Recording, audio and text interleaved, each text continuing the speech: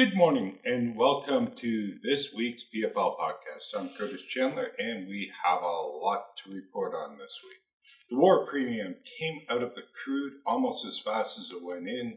117J seem to be on the chopping block and Hormuz continues crude oil volatility. Starting with the markets, Dow closed on Thursday of last week at 51,000 points, and that was up 362.44 points week over week. All indices were up last week. See today's rail report for further details. In overnight trading, Dow futures are trading lower and expected to open down 18 points from Thursday's close.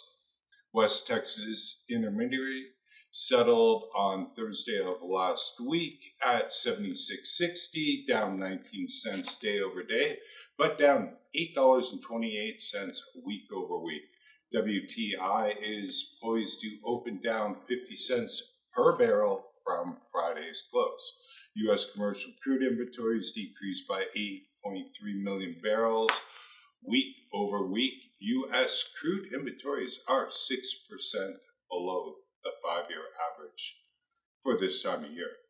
Total motor gasoline inventories decreased by 900,000 barrels week over week and are 6% below the 5-year average for this time of year. Distillate fuel inventories increased by 1.1 million barrels week over week and are 13% below the 5-year average for this time of year. For a full rundown on U.S. inventories, see PFL's rail report for further details.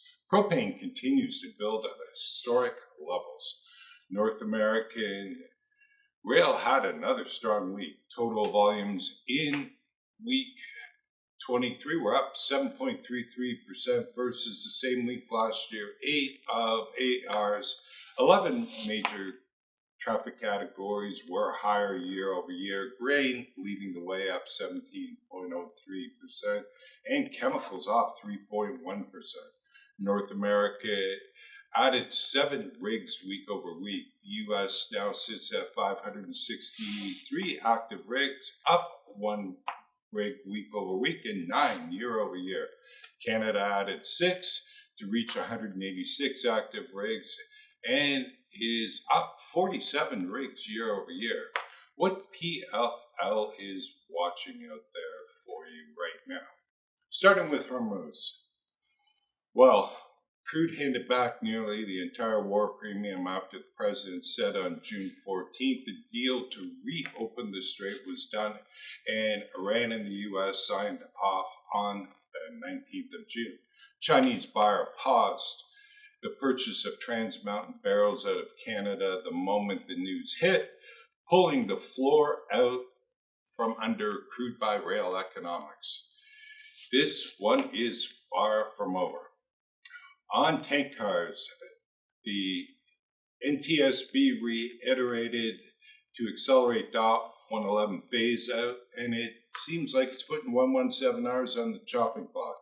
Funding retrofit cars have not matched new build 117J performance, they said. If regulations tighten, demand migrates to new build where lead times run as long as 1 year. See PFL's rail report for further details. Up in Ottawa, Alberta, deadline to file a West Coast bitumen pipeline proposal is July 1st, with no private proponent and no route. On Ottawa's timeline, first oil lands in 2030, while production is arriving now. Our view, this is a plan to red a point. See PFL's rail report for further details. On the UP-NS merger, the UP wants its 12-month clock on the NS deal treated as already running. The board held the proceeding in abeyance, ordered an environmental review, and set a July 27th deadline for more detail.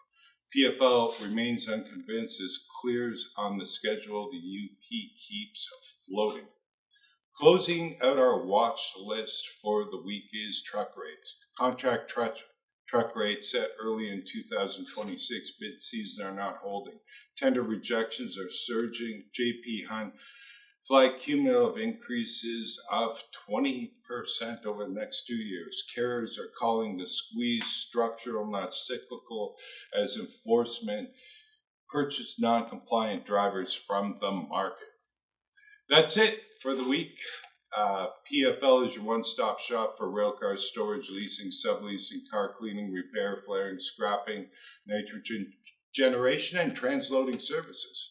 If you find this podcast useful, please share with a colleague and reach out if you would like to be added to our email distribution list. And please make sure you also pass on the written report and read it. We've got a lot more details in there than discussed in today's podcast. Thank you and have a great, safe week.